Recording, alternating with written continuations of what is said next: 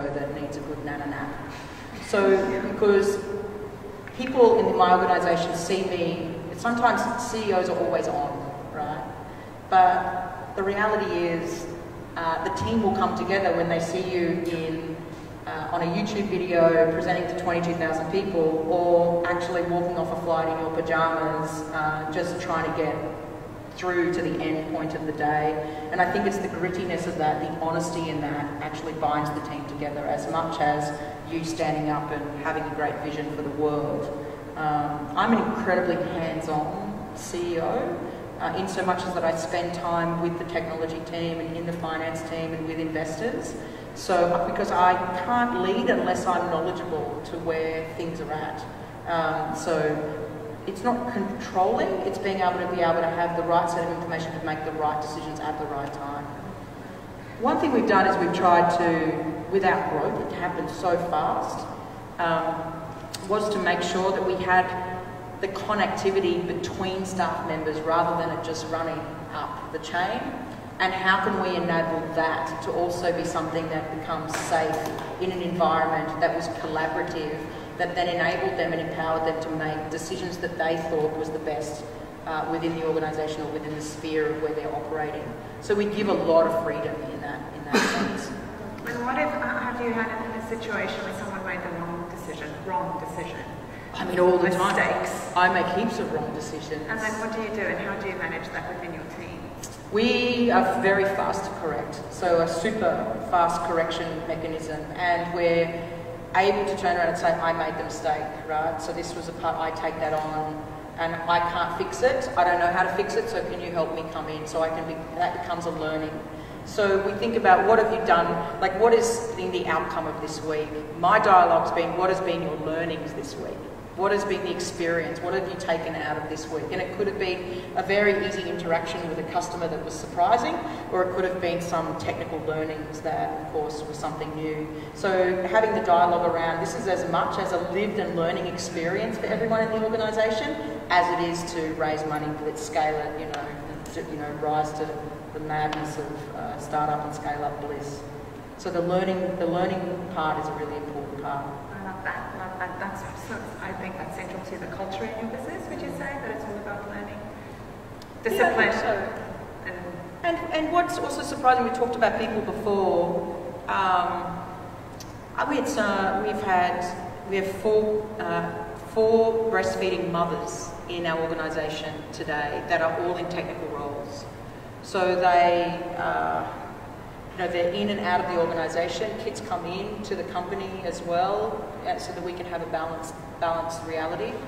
But what was interesting is we had a dad, one of our dads, went off and had his second child, and it was out of the organisation for about 3 months, everyone was like, high five, isn't this fantastic?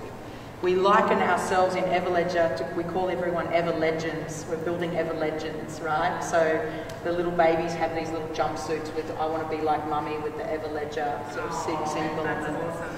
But what was a learning for me was when Darcy came back into the organisation, British lad, the company had moved so fast that I was not cognizant enough to understand that he felt as though he couldn't work out where he was fitting back in. Because the org chart had changed, and it was my perception, if I know that myself, if that was a return to work mum, I would have been conscious about, she's coming back to work, so I would have spent more time saying, you're back, what have you. But I didn't do that with him, and it was probably the biggest lesson for me where I actually slapped myself on the face and said, that was wrong of me. And it wasn't until 3 months afterwards when I had a talk with him at Christmas and said, what's happened to you, Darcy? I don't get where you're at. I kind of feel like you're lost. He said, Leanne, the company moves so fast that when I came back in, it was just a different company, and it was only 3 months. So the blitz scaling. So when he left, we had 2 offices, 2 countries. He came back, there were four countries operating. And we doubled our customer base. So he was like, I didn't know where to fit in. I wanted to contribute, but I felt like it was all moving too fast. So that was a big learning for me, huge learning actually. Wow. Any questions from the floor? Sorry, that's okay. More soon, bring it on, come on.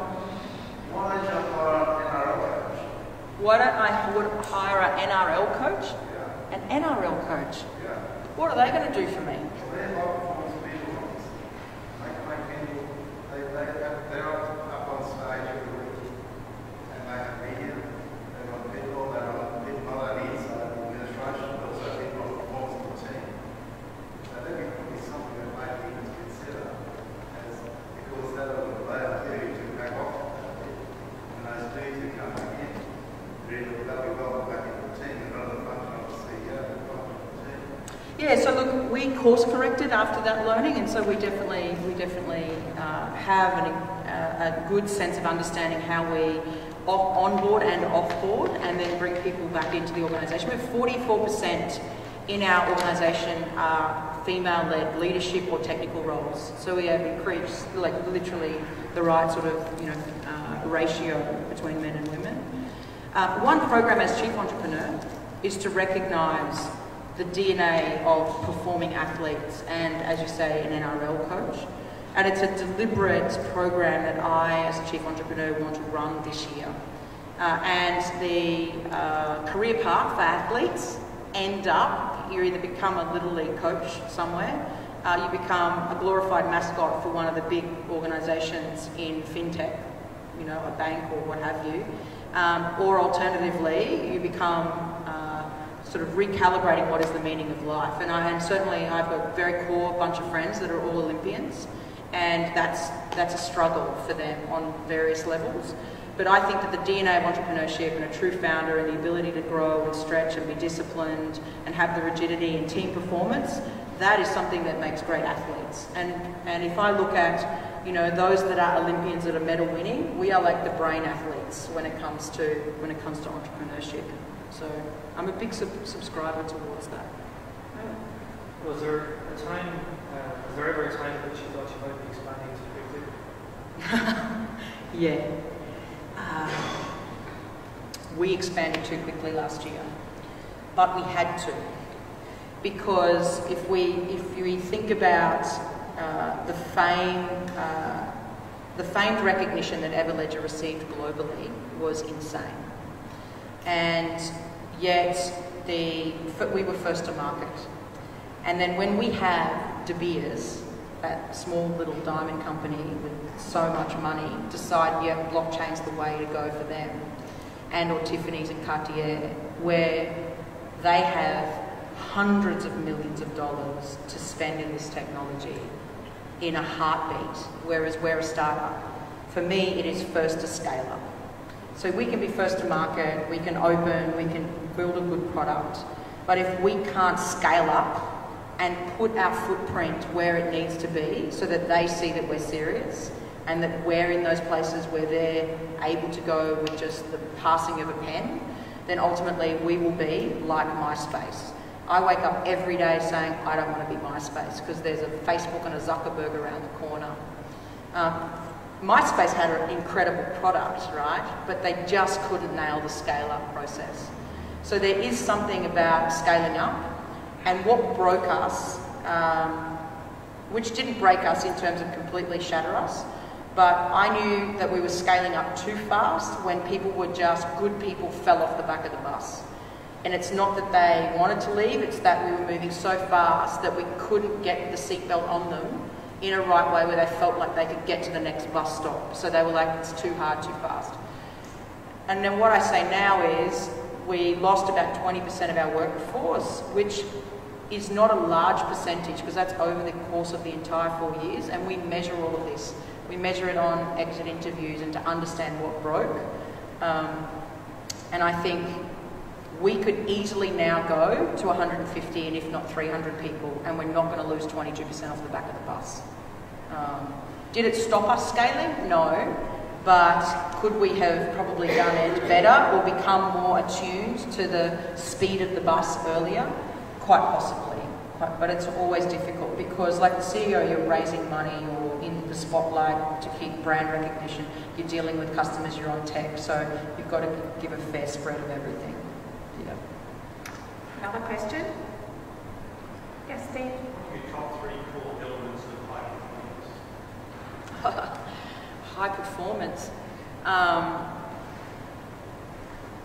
It's difficult to answer that question in a benign way, because I think high performance in different roles in the organisation can be measured in different constructs. So cryptography, as an example, would be, you know, one of the high performance could be an increased technical discipline around intellectual property or patents, etc. That to me would be high performing in a high performing category. I think any high performance has to come with discipline, repetitive nature to create the baseline of that knowledge and performance.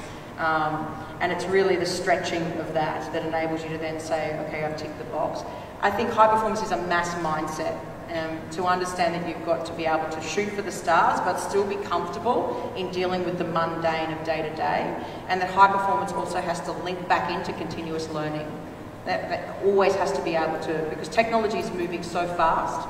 So even the ability in our cryptographic sequencing, I have to understand, so too does most of our team, where that technology is moving. And if we look at blockchain as a technology, it's not one technology. It's 6 technologies rolled into one thing called a blockchain. So we have to be experts, right, in cryptography, in database technologies, in security sequencing, in coordinated sort of voting systems. So we have to have all those technical disciplines to be able to get blockchain working right and scalable. So I think that's probably answering your question in a long form way, but it gives you the sequence of how I'm thinking. Another question? Yep, you go, sir. Is blockchain infallible? Yep, every technology is fallible.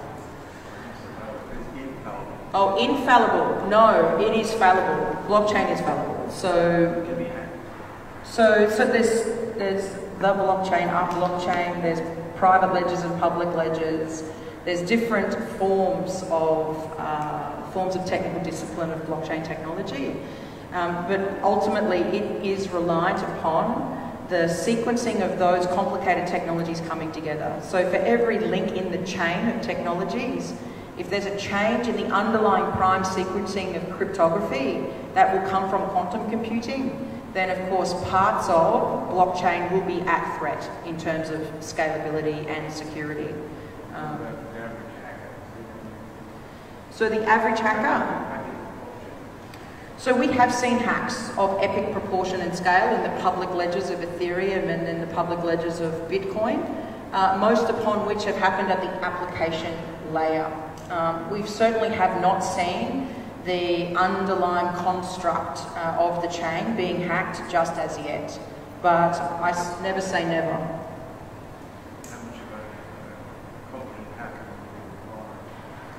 How much of a competent hacker would be required? To do that. I mean, there's entire buildings in St. Petersburg in Russia looking at that stuff every day. That's their job, right? They hack everything from the White House through to, you know, even probably this building with IoT devices. So, you know, I don't know that. I think you would have to be a sophisticated engineer, and we definitely now there's a large proponentry around black hats and white hat, you know, hacking. Have we seen the underlying construct of Ethereum or Bitcoin hacked? Not yet, but will we? Probably. They don't have to do that yet because there's so many holes in some of the sequencing of the data wallets that they could just siphon money out. So why would you bother hacking the underlying architecture when you could just put your hand through the window and take the goodies off the desk? So, I mean, we've seen the Dow fail, we've seen 240 million go out the back door. So what's the long-term risk? The long-term risk of blockchain? Of changing a process to blockchain and then not being able to change it back. Actually, this now. It seems to me. So there's a few dangers that are happening now that are being highlighted. So in a public blockchain environment like Ethereum and Bitcoin as a prime example, we're starting to see the holding or the security of keys, public and private, dying with the person. So physically, they haven't written it on a little piece of tissue in their great long cryptographic form sequencing, and then money is locked in wallets that are unable to be extracted out. We've had ICOs, so companies raised an incredible amount of money, and I was just in Singapore 2 weeks ago for the Global Insolvency Conference that looks at if coins are stored within an exchange and those exchanges are going into insolvency, then people, even though they think that they own Bitcoin, actually, if they're on an exchange, they don't necessarily own it. They just own access to the wallet, and ultimately the exchange has access to that asset. So it's the real world constructs with insolvency, with physical people dying and not being able to gain access to keys. That's the immediate threat at the moment. Will quantum computing make a huge impact? Yes, but it's not just going to be about blockchain. It's going to be across all types of security sequencing in the world, whether that be the passwords we hold on our internet banking systems, or even across IoT sort of devices. How is all this relevant to creation of new networks in place of Rockhouse? How is that relevant to who? To creation of new networks in places like this. A new network in a place like Rockhampton, physically, or so. Look, I bought Bitcoin in 2010, so I've done a little bit all right for myself. I sold it at the appropriate time. I think the technology has places in the world in physical supply chains, clearly, because of the work that I'm doing in traceability with diamonds. I also believe that how we're using blockchain in some industries and putting all the data on chain is not necessarily where the technology will play out in its greatest form. We will start to see secured sharing, the ability to be able to ask the question of a data set through blockchain, to be able to get the fact or the answers back. So this will change quite rapidly. It's likely to come across this year and next year. You'll start to see engineering efforts in saying use blockchain as like the halo of truth, rather than putting all the data on chain. Just use it as a way to be able to ask the right sequencing of questions. Blockchain will become digitally ubiquitous. We will be using it without even knowing that we're using it. Just like we have protocols with the web, HTTP and SMTP, and those protocols drove applications like the browser or email. The same set of protocols that exist within distributed networks to enable security and sharing and database constructs will be the survival of blockchain. But blockchain itself, we won't be speaking about it in the next 2 to 5 years. Like, at the last couple of years, I've been as popular as Madonna was in the 80s, right? It was like top hits, let's go blockchain, this is amazing. But ultimately, it will become ubiquitous. You will start to, you will see this as a way to be able to store and securely share data with a trusted set of known sources that have been validated through a network. So I talk about going from the World Wide Web, www, to the World Wide Ledger. And don't get me wrong, I don't think we're going to be changing our DNS sequencing to WWL. But the web was not driven to be able to have a transactional layer of trade.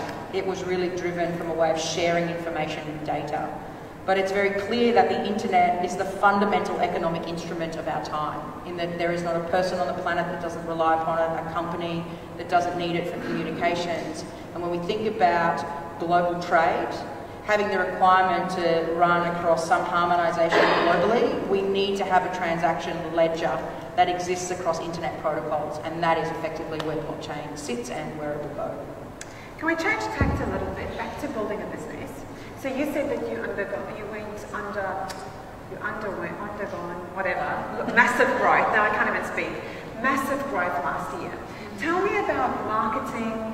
You obviously had an amazing product. Did you need marketing? Do people need marketing if you have a great product? Tell me about how to scale. So our marketing budget's zero. Yeah. We do not put ads in papers or put Google ads on the right-hand side of the page.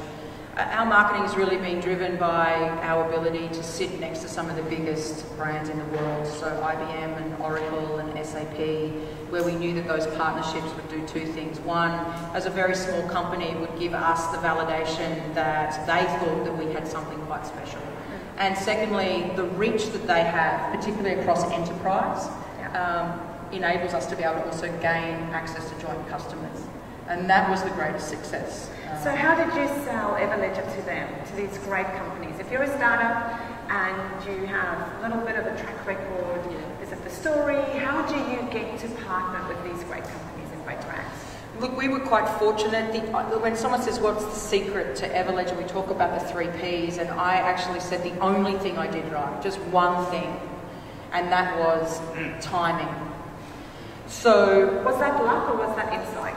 No, it was complete serial killer-like behaviour where I sat in London for 3 months and read the entire research papers of not only Bitcoin and cryptography sequencing, but also all of the industry for the last 4 years, and took to it like pins with string, and knew and understood where the challenges of industry within the diamond industry would rise, at a point where I could estimate, because of my engineering background, where that would collide.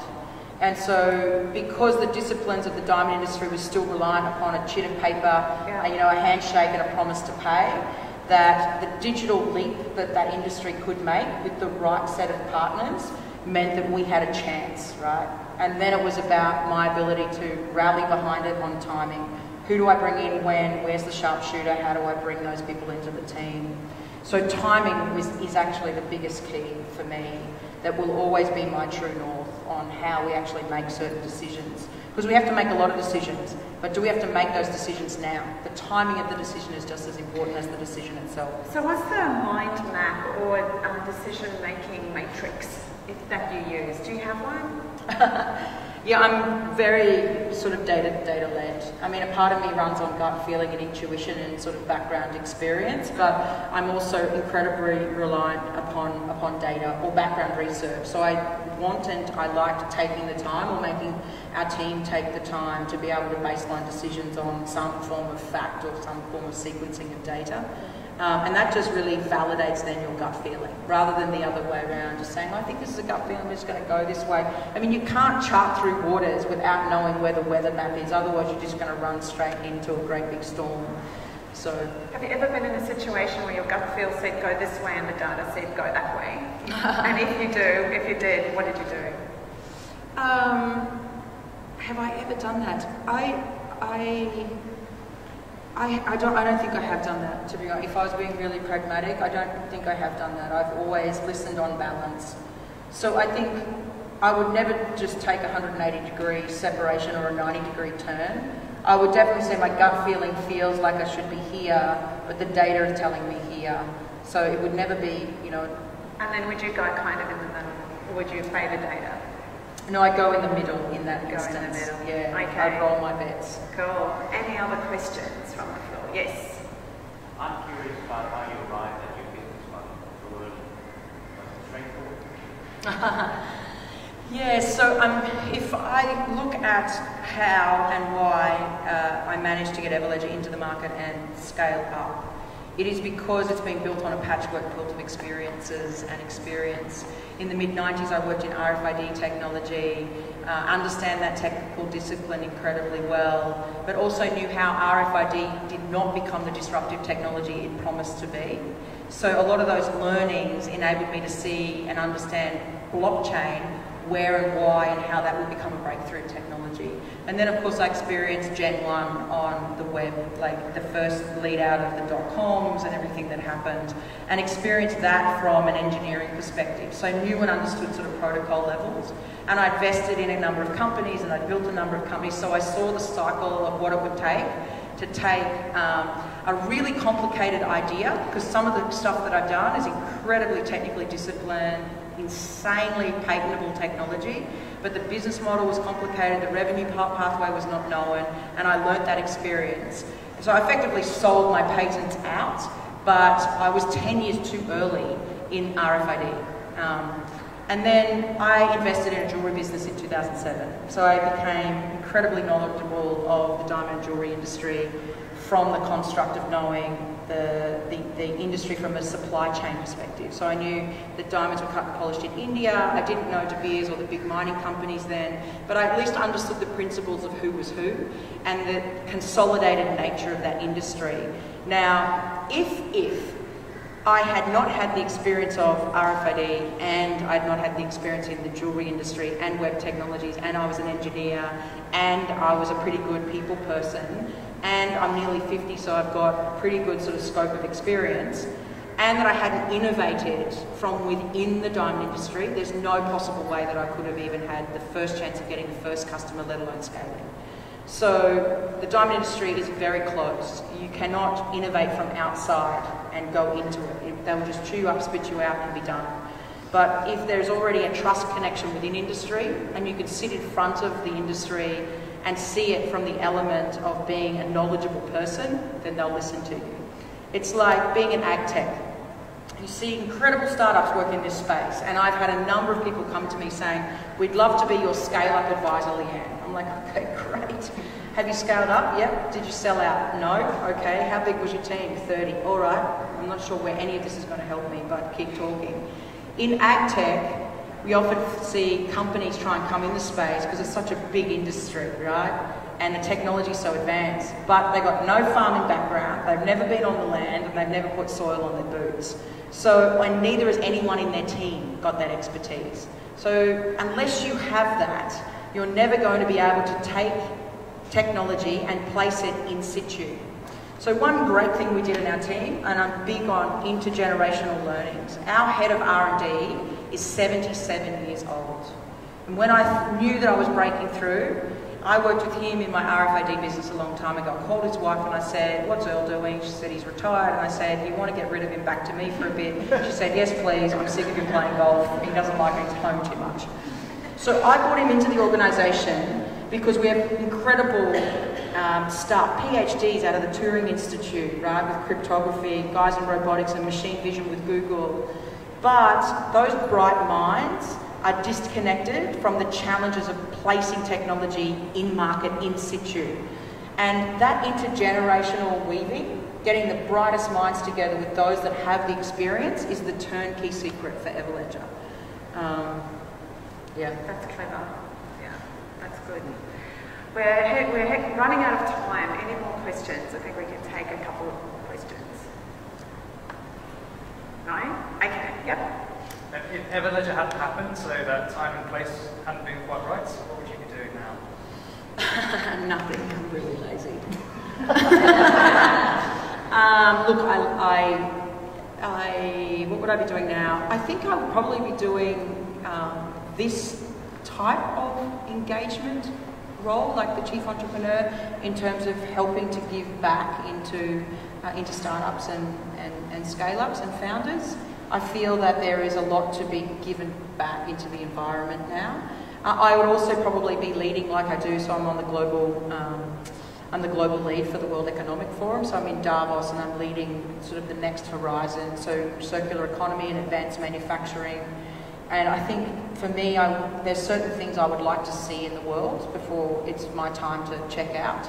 And parts of these things like circular economy is incredibly important. So for me, I think I'd be still doing that. So I just decided that if I could do all three, then why not give it a nudge. And my stepdaughter's 19, so I don't need to be home doing anything at the moment other than making magic happen. Last question. Can you indulge with another one? Did I do, sorry? Can you indulge with me with another question? Yes, yes. Why would you not use diamonds as a financial instrument? Who's to say we're not? So when I looked at why Everledger was built, and a lot of startups think about this from the perspective of what is the challenge and what is the purpose of the company, when I mapped the industry, there were 8 challenges that industry was facing. $5 billion shortfall in supply chain finance. We have synthetic diamonds that are peppering the supply chain. We have fraud in the certification layer. We have consumers asking different questions about where their diamonds come from. We have issues in terms of sustainability. And each of those you can peg and say that's a $5 billion problem, that's an $80 billion problem. And the future, this blue sky is that diamonds is the one commodity that's yet to have true financial products wrapped around it. It doesn't have ETFs yet, it doesn't have. So if I looked at building a platform of provenance that doesn't exist, which is what we did and have done, then the platform of provenance can solve not just one challenge in industry, but many of them. So therefore, my one product can be sold and resold into different parts of the supply chain for different challenge points and reasons.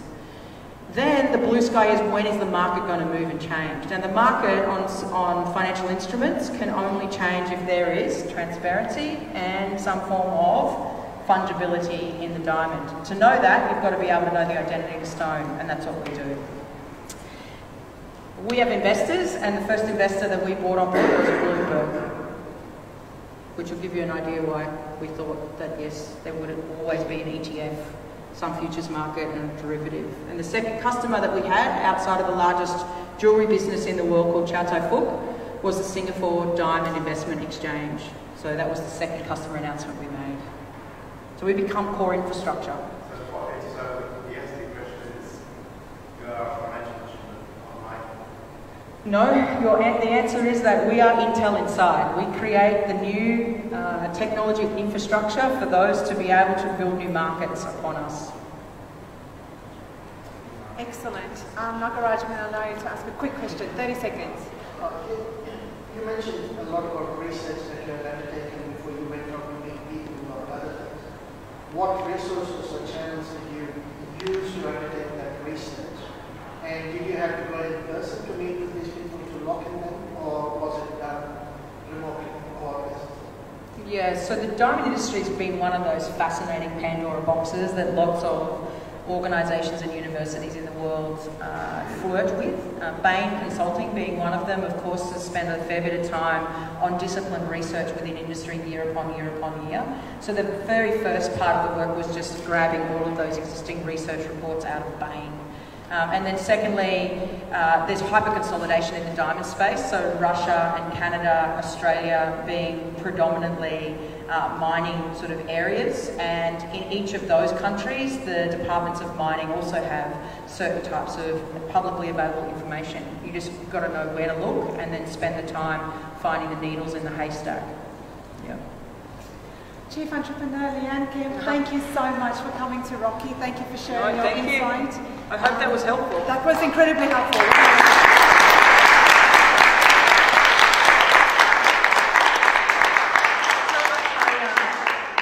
I will say something. Because I travel so much, I get to see the world in places that some places I don't necessarily want to see, right? Congo, DRC, and all those other places. But one thing that I was asked a question the other day: why do you think Queensland has the ability to scale out across the world, or that entrepreneurs will be known, as one of the greatest sort of sets of founders or innovators? And it occurred to me only the other day that the answer lies in the fact that the challenges that we have in this state, whether that is from droughts or whether that is within the ag tech sort of sector or even med tech, that these technologies and the challenges that we're solving are similar in other regions and parts of the world. And that places like Sydney and Melbourne that are focusing in fintech, right, that are building next banking systems and what have you, to be able to take that and cookie cut that in other locations in the world is incredibly difficult, because there's a whole governance model and regulatory sort of sandboxes that are needed to be able to test it, let alone deploy it. And when we're faced with challenges here and types of technologies and disciplines, it is easy for us to be able to think about what is the challenge locally and how can we then take that out globally. So how can we do global and local well? And this, to me, feels as though would be the biggest advantage of this state, in that if we can nail and understand the humbleness in solving and being really gritty about the problem, and yet still having something look in the forward vision about who else shares this same concern. And it might be at a different level, it might be impacting more lives or less lives, but it's translated globally. That gives us the ability to sort of stretch well beyond the shores of where we are today.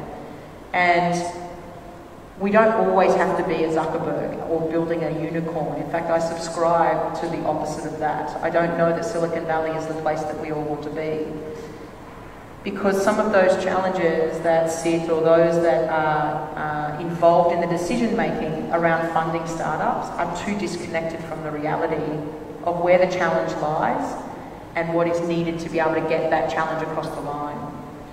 So when I looked at our funding base, I deliberately made decisions around diversity, from Bloomberg to the guys in China to Fidelity, who's a big financial services company, because they understood the reasons why we were doing what we were doing, and parts of their investment team had actually spent time with soil on their boots in the ground and knew firsthand the challenge.